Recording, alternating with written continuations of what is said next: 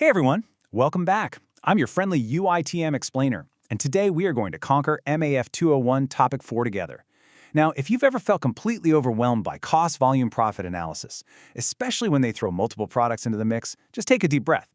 By the end of this explainer, we're going to make multi-product CVP analysis completely stress-free, breaking it down step by step. So grab your virtual highlighters and let's get into it. Here's our roadmap for today's session. 1. Welcome to multi-product CVP. 2. Understanding the sales mix. 3. The three-step BEP calculation. 4. A real-life example with a ceramic business. 5. Exam tips and common mistakes. And finally, 6. Summary and motivation. Let's go. Welcome to Multi-Product CVP. Let's just dive right in and address the elephant in the room. What actually happens when a company sells more than just one thing? Up until now, you've probably completely mastered finding the break-even point for a single item, right? But let's be real here. Most businesses don't just sell one single product. And when we have multiple products, each with totally different selling prices and variable costs, we can't just use one standard contribution margin anymore. It just wouldn't be accurate. So the big question is, how do we find out when the business as a whole actually breaks even? Section 2. Understanding the sales mix. To solve this multi-product mystery, we need to understand a super important foundational concept. It's basically our secret ingredient. The sales mix is exactly what it sounds like. It's the relative proportions of each type of product sold by a company. Honestly, just think of the sales mix as your business's unique recipe. It's the exact proportion of each product you sell compared to your total sales volume. To picture this, let's take a company right from your lecture notes. Al-Amin SDNB. Out of everything they sell, 50% is their Kakanda product, 30% is a Dinda, and 20% is a Nakanda. That 50-30-20 ratio, that is their sales mix. It instantly tells us which products are driving the bulk of their volume. And here is why knowing that recipe is so incredibly important. We desperately need that sales mix to calculate our magic key, the weighted average contribution margin, or WAC. Since we can't just use one product's contribution margin, we use the sales mix to weight all the margins together. This gives us an average contribution per unit across the entire company. We do this by simply multiplying each product's individual contribution margin by its specific sales mix percentage. Section 3. The three-step BEP calculation. Okay, now that we know what the sales mix and WACOM are, we're moving into the core how-to of today's lesson. This is absolutely the part you'll want to star in your notes.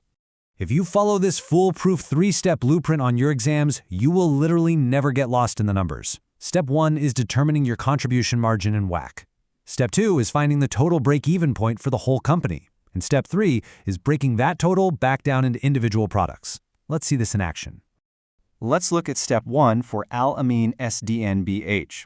We take each product's individual contribution margin, which is just selling price minus variable cost, and multiply it by its sales mix percentage. So for Kakanda, a 25 ringgit margin multiplied by 50% gives us 12 ringgit and 50 cent. We do this for all three products, add them up, and boom, we get a total WACM of 24 ringgit and 90 cent. This means, on average, every single unit sold contributes 24 ringgit and 90 cent towards covering the company's fixed costs. Moving right along to Step 2, we're going to use that magic WACOM number. To find the total break-even point in units, we just take our total fixed costs, which for this company is 1,556,250 ringgit, and we divide it by our WACOM of 24.90. This gives us a beautiful, clean total break-even point of 62,500 units. But keep in mind, that's 62,500 units in total across all three products combined. So to finish the puzzle in Step 3, we have to allocate that big total back to the individual products. We take that 62,500 total and multiply it by our original sales mix percentages.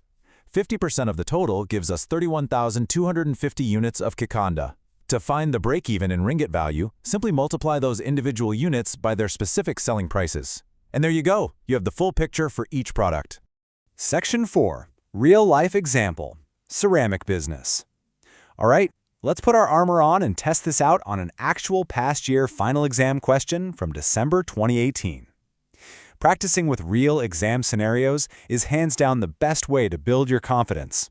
In this specific question, a company is introducing new products. We're given the selling price and variable costs for a new ceramic pan and ceramic steamer. From this information alone, your brain should immediately be going, okay, Step 1, I can calculate the contribution margin by subtracting variable cost from the selling price. But examiners love to throw in a curveball. Often, they don't give you nice, neat percentages for the sales mix. Instead, they just give you the raw units they expect to sell: 40,000 pots, 20,000 pans, and 20,000 steamers.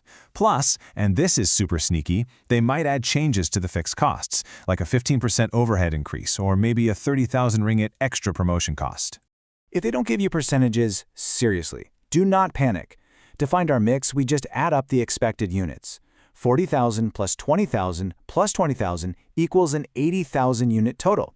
Then, just divide the individual units by that total. 40,000 divided by 80,000 gives us 0.5, or 50% for pots. Doing the exact same thing for the others gives us a neat 25% for pans and 25% for steamers. Look at that! You just calculated the sales mix yourself. Section 5, Exam Tips and Common Mistakes. Before you run off to finish that exam question, let's talk about the common traps students fall into here. I want to make sure you get full marks. This is literally the #1 mistake I see when grading. Students work so incredibly hard to find the total break-even point in Step 2, and then they just stop. They breathe a sigh of relief and move on. But remember, the question almost always asks for the break-even point for each individual product. If you skip Step 3, you are leaving extremely easy marks on the table. Also, please keep your eyes peeled for those sneaky revised fixed costs, like we saw in the ceramic question. If the question mentions that fixed costs increase, you absolutely must calculate the new total fixed cost before you do your division in Step 2. Missing an extra promotion cost will throw off your entire calculation. And of course, always double-check your WAC-M math, because if Step 1 is wrong, none of the other puzzle pieces are going to fit. Section 6, Summary and Motivation. We have made it to the final stretch of our session today, and you guys are doing fantastic. Let's wrap up everything we've learned into a neat little study plan. Here is your revision checklist. Your top priority is to master finding that sales mix, even if they only give you raw units.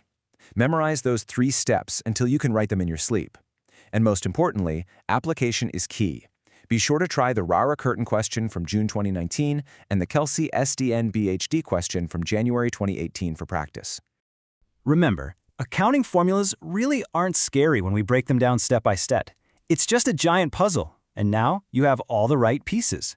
You are fully equipped to absolutely ace this multi-product CVP question on your MAF201 exam.